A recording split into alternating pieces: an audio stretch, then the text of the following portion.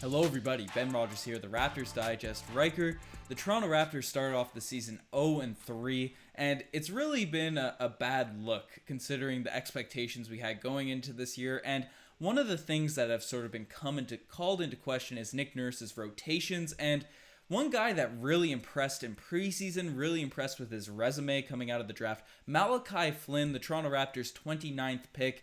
He was a guy you and I projected to be a potential star for this Toronto Raptors team. And in your opinion, do you think the Toronto Raptors are sleeping on a potential star in Malachi by not playing him, I don't think, a single minute to start off this year? A minute and 33 Minute seconds 30. and Okay. something like that, Ben. But yes is the resounding sentiment that I have and that Raptors fandom at large has. And we're going to start with some memes, Ben, because while I was looking for his college stats, I came across some hilarious tweets that we just could not pass by without shouting out.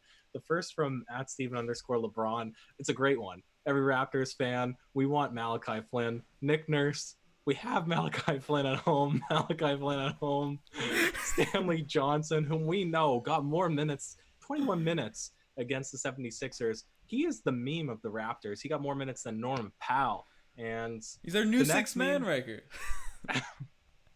I'm cringing so hard that that even comes out in a sentence that's potentially non-ironic. The next one, shout out to Yahoo Sports. They're doing it on their own on the other side of the Raptors sort of breakdown media stuff, and it's funny. This is the real progress that the Raptors have had. This is Malachi Flynn's team. No, it's still Kyle Lowry's team. Chris Boucher breakout game, and now out of the woodworks, Stanley Johnson. But then we'll finish it off.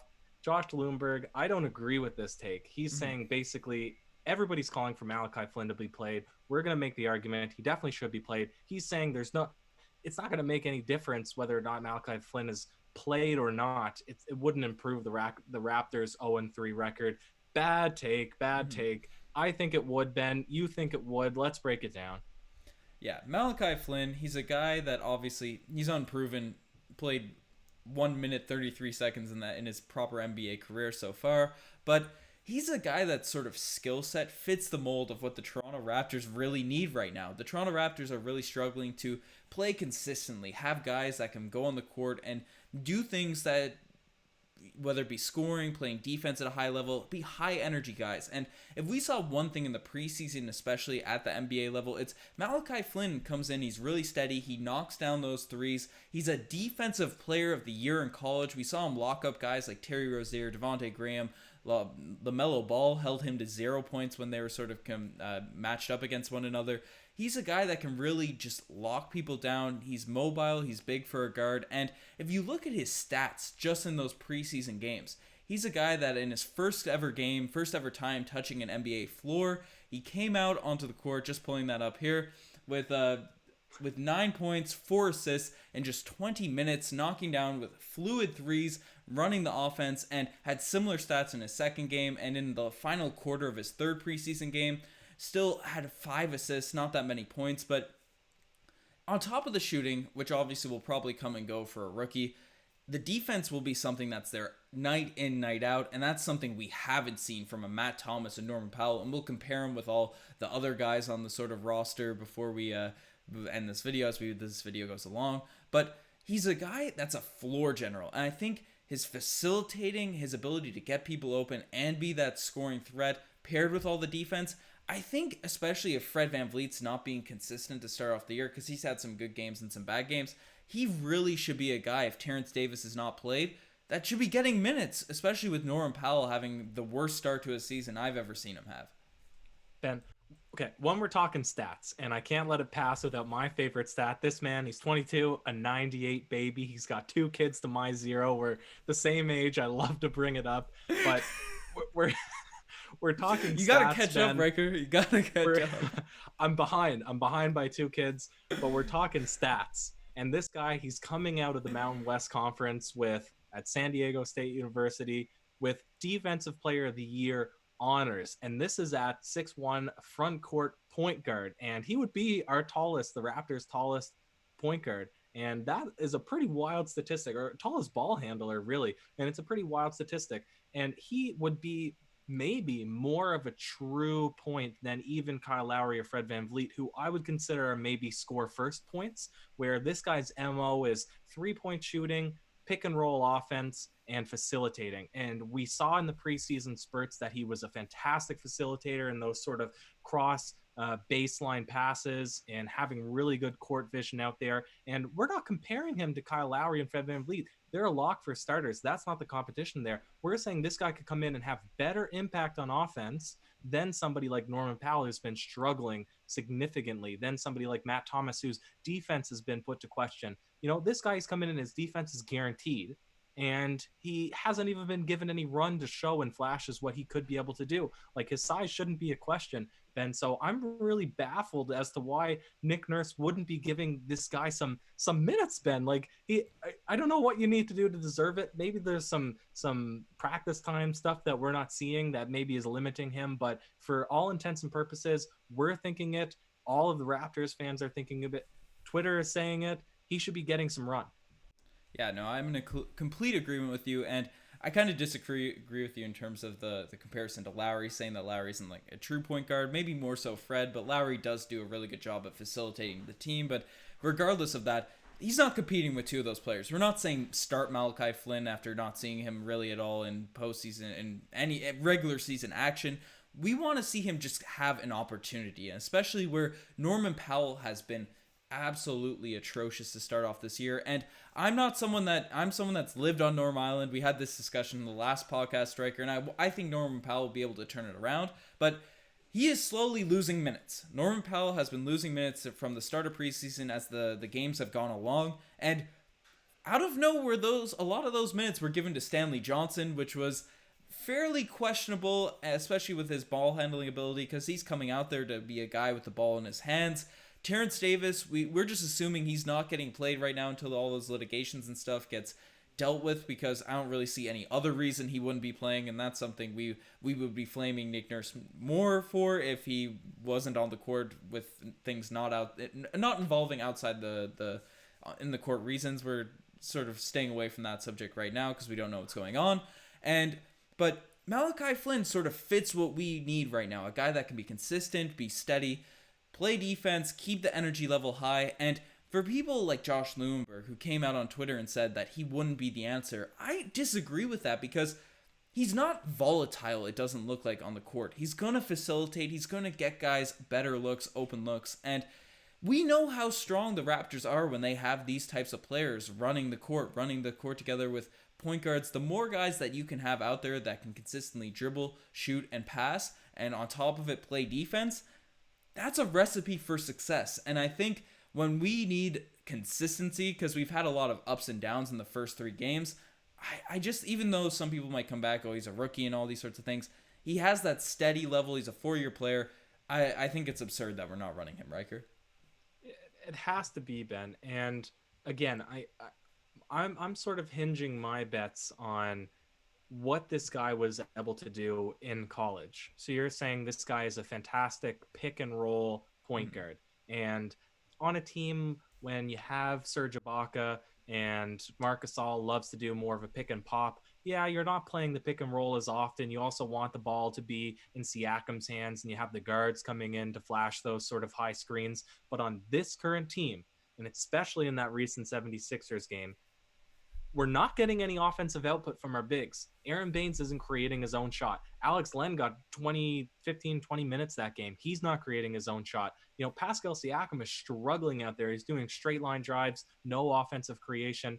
All of the offensive burden is on Kyle Lowry and Fred VanVleet, who didn't even play very well, to score. And this is a big 76ers team. So if you put a guy out there like Malachi Flynn off the bench, take a little bit of the scoring pressure, the scoring load off of somebody like Fred VanVleet or Kyle Lowry, get him to run that high pick and roll with a big who can't score on his own, and to create offense off of that, it's just fundamental basketball. I vehemently disagree again with that Lewenberg take, because that can only result in a positive thing. Like the current formula is not working because guys aren't able to score, especially down the stretch. And I don't know, if you have a guy out there, he's able to create offense off of a pick and roll situation. He can hit the 3, he can play defense. Why is he not getting run? Yeah, that's the big thing. I think people will question, do you want a rookie to sort of go in there and change the whole situation for you?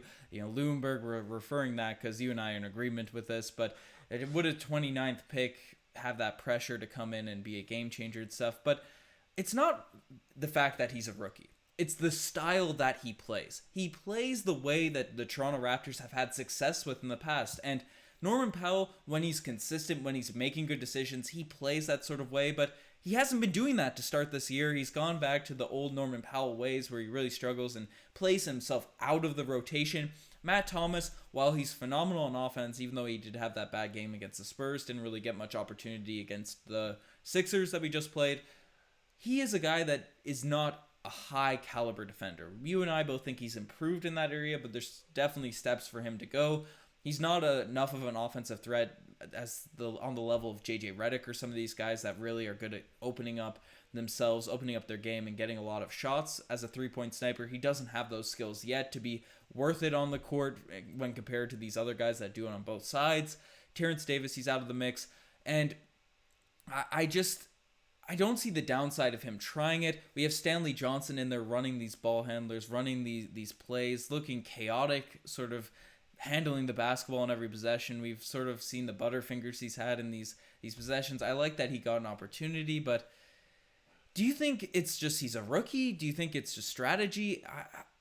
I don't know what Nick Nurse is really thinking. What I think has actually happened is you're playing your biggest guy out there. We both agree that Stanley Johnson is OG-esque in terms of his stature, his physical build. He looks like a guy who can go out there and at least hold his own on defense and at least sometimes string together something that sembles an offense that can score, right? Like sometimes Stanley Johnson puts a little spritz together that, you know, you get a little bit of confidence in him. Now, unfortunately, he's sort of carved himself a meme. Like he's just become a meme for this Raptors with the amount of boneheaded plays that he has. And unfortunately, I don't think he's done anything to sort of change that narrative with the way that he played against the 76ers and some of those careless turnovers that he made. But I can see this being the one game away from Malachi Flynn being unleashed and just letting him run wild, because what other options do we have, Ben? I thought that the Raptors played as good as they possibly could have against the Spurs. You have 22.7 blocks from Chris Boucher.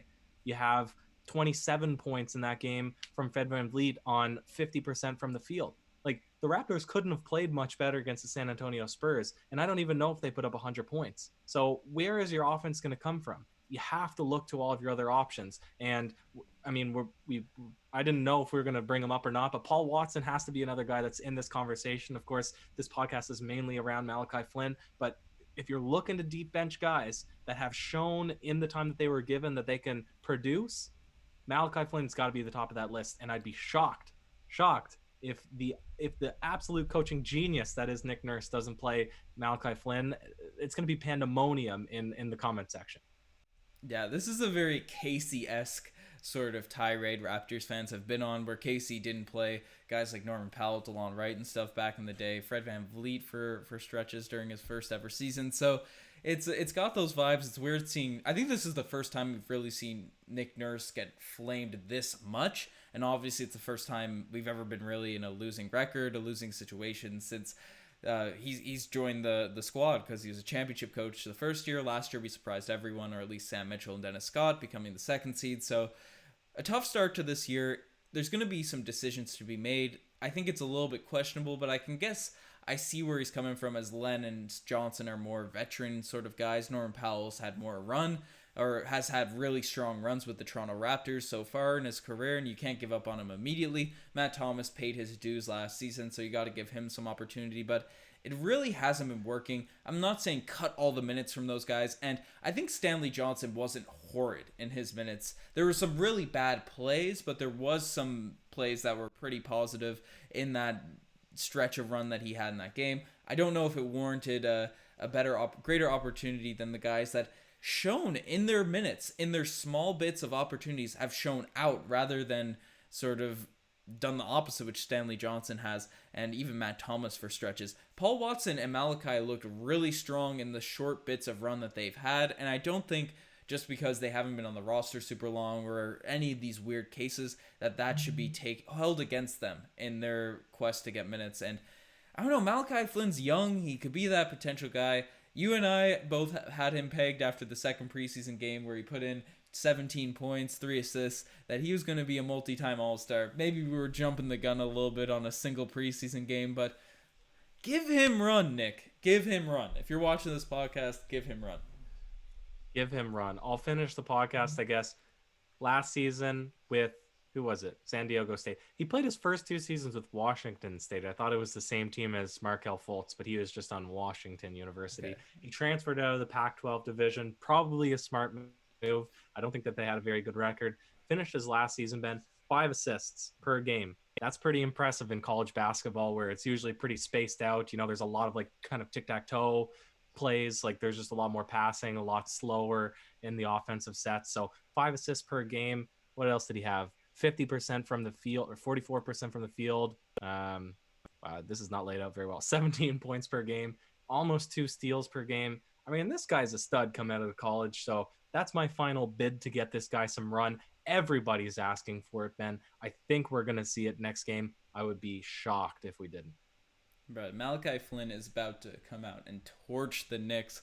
Rip RJ Barrett, it's going to go wild. But you guys are the best for making this far. Check out the Twitter, the Instagram, all the cool stuff. Check out the website. Got a lot of cool articles going on over there. Ryker, you have any last words, any last final pitches to Nick Nurse to play Malachi Flynn? He has 2 children. This man knows what it's like to, I don't know, protect his family. I don't know. Any ladies watching, you got to help out Ryker, catch up in kids. I'm on the baby quest. I need to hit my 3s come playoff time. Cheers.